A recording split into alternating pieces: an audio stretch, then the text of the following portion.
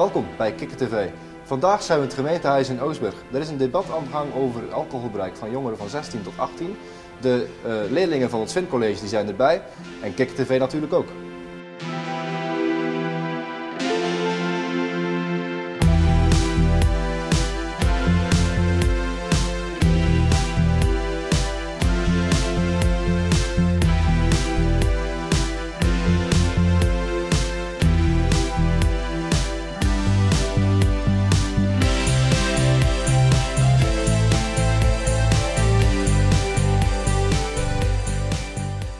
Waar ging het debat vandaag over?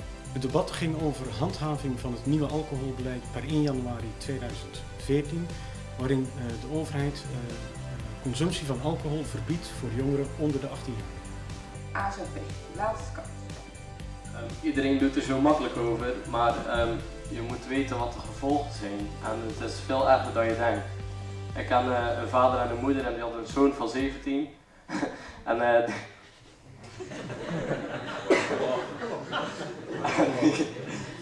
die was naar een feest, maar om 2 uur 's nachts stond de politieman aan de deur in plaats van de zoon zelf.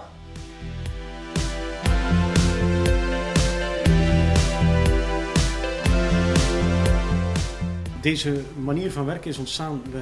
We zijn dus op bezoek geweest in de abdij in Middelburg, een debat in de Provinciale Staten. En dat vonden we zo leuk en interessant en zo goed als vorming voor de leerlingen. En in overleg met de gemeente Sluis hebben we afgesproken om het hier te gaan doen. Wat we hebben gemaakt, we hadden ook het idee om een puntenstelsel te maken voor de mensen van tussen 16 en 18. Dat ze bijvoorbeeld, als ze 3 keer mogen ze gecontroleerd worden en dan mogen ze drinken. En als ze dan na de 3e keer dat ze dan pas een boete krijgen. En onder de mensen onder 16 dat die direct een boete krijgen. 30% van de boetes moet worden besteed aan preventieve maatregelen. Dat betreft dus alleen punt 3 van het voorstel. Bij handopsteking graag wie is voor dit amendement. Dit amendement is met 6 stemmen voor en de rest tegen verworpen. Ik ben docent maatschappijleer, ik begeleid de leerlingen en bereid ze voor op dit debat samen met de docenten Nederlands, mevrouw Swenker. En waarom we het eigenlijk doen? We willen de politiek dicht bij de leerlingen brengen. We willen dat ze kennis maken met hoe een democratie nou werkt. En voor de plaatselijke politiek, de raadsleden die hier zijn, de burgemeester, de wethouder, ook zij nemen notie van wat jongeren vinden hierover. Het is ook heel dicht bij hun eigen leefwereld.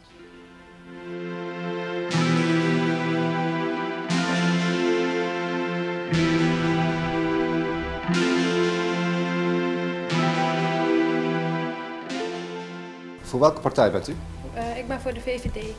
Waar ging het debat net over? Het debat ging over het alcoholgebruik van jongeren om dat te verhogen van 16 naar 18 jaar. En wij waren daar tegen, omdat wij vinden dat kinderen van 17 dan in één keer geen alcohol meer mogen drinken en dat zouden we een beetje raar vinden. En is dat de enige reden?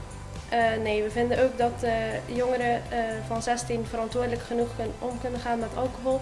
En hier in de buurt zijn er weinig problemen, dus we zien niet in waarom de alcoholgrens verhoogd moet worden. Van 16 naar 18 jaar. Wij zijn voor de AZP, de anti-zuippartij. En wij zijn voor de verhoging van de alcoholgrens van 16 naar 18 jaar. En hoe is het debat net een beetje verlopen? De uitkomst was niet precies hoe we wilden dat het zou zijn. En hoe komt dat? Ja, we wilden zeg maar dat het gewoon het voorstel werd gehouden zo, maar er waren lichte veranderingen. Voor welke partij zijn jullie? Nieuw gemeentebelang. En wat vonden jullie van zo'n wet? Nou, we vonden het best wel interessant dat wij onze mening zouden mochten inbrengen. Maar we zijn wel tegen de wet die ze eerst hadden, maar wij hebben nog een abonnement mogen indienen. En die is dan ook toegepast.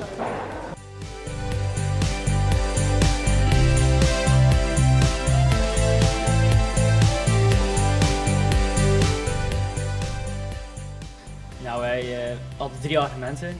Het eerste argument was dat 18-jarigen meer verantwoordelijkheid hebben dan 16-jarigen, dus die weten ook meer wat ze dan doen in bijvoorbeeld het verkeer. Want het verkeer is dan ook een stuk gevaarlijker als je als 16-jarige, 16, 17-jarigen die rijden brommer en dan als ze dan gedronken hebben onder de invloed en ze rijden onder invloed, dan kunnen er meer ongelukken gebeuren. En 18-jarigen die zien die problemen meer in. En als derde argument hadden wij dat het slecht is voor je hersenen. Want je bent aan het groeien en je hersenen groeien nog. En door alcohol, dat is slecht voor je hersenen, dus dat heeft ook invloed op je leerwijze. Vindt u dat dit soort debatten meer moeten voorkomen?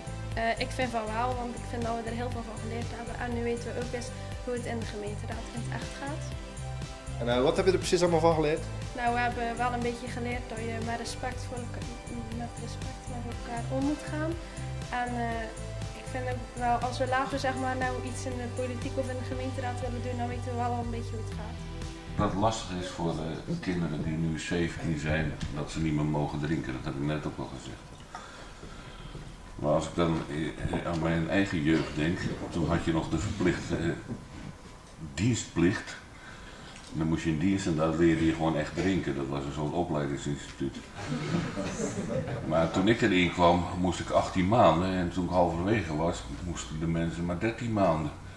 Maar toen zeiden ze tegen mij niet, ja, het is zo zielig voor jou, jij mag ook eerder weg. Ik moest gewoon mijn volledige termijn aanbieden. Dat heb je nu eenmaal bij nieuwe regelgeving. Er zijn een aantal mensen die tussen wal en schip vallen. Ik vind het zo belangrijk dat jongeren beseffen dat te veel drinken heel slecht voor ze is.